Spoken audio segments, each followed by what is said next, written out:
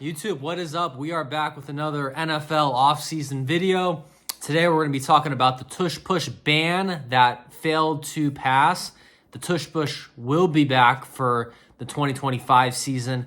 Thank God. It is the offseason. There's not a ton to talk about. I don't really know how many things there will be to talk about until we get really right up to the season and can start predicting games, because that's what this channel is about. For those of you that are new, primarily what this channel is for is betting on these games. We did really well last year. We hit at 63%, which, if you know anything about betting, is an absurd percentage. That's like better than a professional win rate. Will we be able to sustain that? We'll see going into this year. But if this is your first time seeing me, make sure you subscribe, like the video so you don't lose me in the algorithm. That way, when that time of year comes where we could actually bet on games and try to win some money, you can use this channel as a resource rather than just talking about random sports topics as we just try to fill the gap as we wait for the real shit to get here, the real season. But enough on that. Let's get into the video. All right, guys. So the Tush Push is back another year.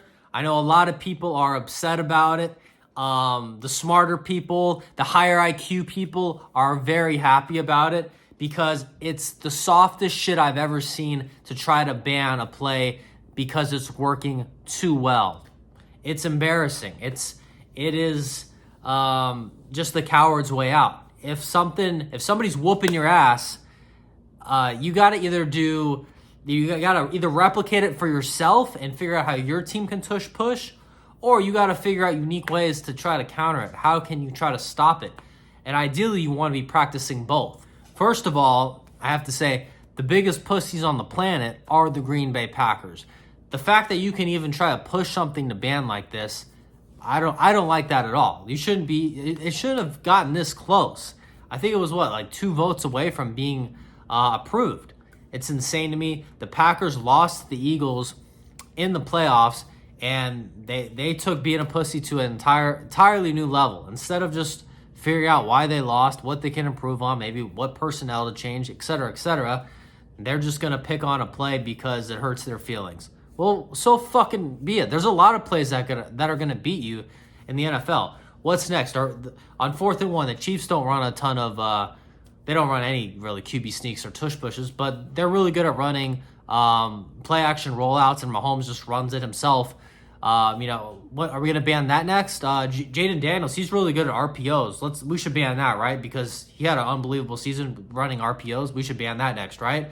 No, the point is, there's always going to be something that works well for teams, and you just have to adapt, do your best to stop it, and do your best to implement stuff on the offensive side that's going to work for you. The solution isn't being a massive pussy and crying about it, saying, let's ban this play, it's too good. No, you're a pussy, and you need to get better. As a human, you need to be better. Matt LaFleur, I'm disappointed. I used to like Matt LaFleur. I thought he was one of the best coaches in the league. High analytical probabilities, always going for high percentage stuff. And now I see, if we're gonna cry about the tush push, I lose a lot of respect. Even the Chiefs, man. The Chiefs just got their ass whooped in the Super Bowl. A lot of people were happy to see that by the Eagles. They're one of the teams that wants to ban it too. That's how you want to have an edge over the team that just took your soul in the Super Bowl. You want to ban their best play? Fuck out of here. You guys, it's horrible. It's so bad. You have to be, look at real teams, serious organizations. Look at the Ravens. I've been saying this. The Ravens, I love a lot about the Ravens. I like their GM. I like their coach. I like how they run their organization. They saw what the Eagles were doing, and they figured out, okay, we are going to take our tight end, Mark Andrews, and we're going to try to use him in the same way the Eagles use Jalen Hurts on these tush pushes. They do it very, very similarly, success percent or win rate wise, as the Eagles. Good teams will adapt and learn and use it, and teams that want to play victim mentality are going to cry and moan about it, push to get it banned, and it's embarrassing. I mean, what do we do? At the highest level, there's a chance you can ban a play because it works really well. I was surprised. Even the Bills pushed to ban it. I'm like, what the fuck? You guys were...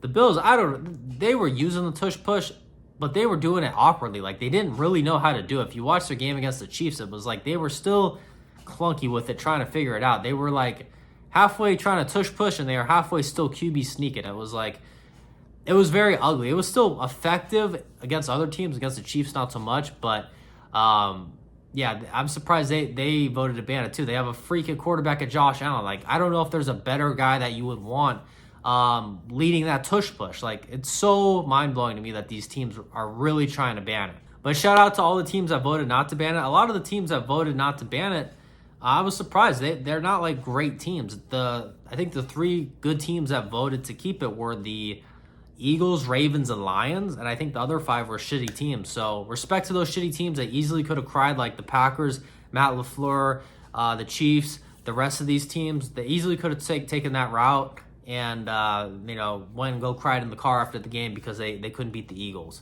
And I'm not an Eagles fan. I hate the idea of banning something because it works. It's very weird to me. Like, there's a lot of plays that work, guys. It's insane. Now, here's the one caveat I will say, and I'm not the rules expert. You need to bring a referee in or a coach or something.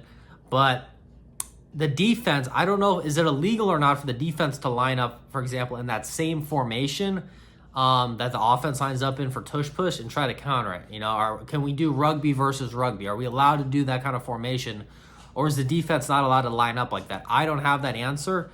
But if they're not allowed to, then I would say we need to make some sort of adjustment in the rules here where the defense is allowed to line up in a same or similar way to have an attempt of countering it, because every offense should have a counter on defense, and it's about calling a play that they don't have the counter for. So, if not, teams are going to have to try to get creative.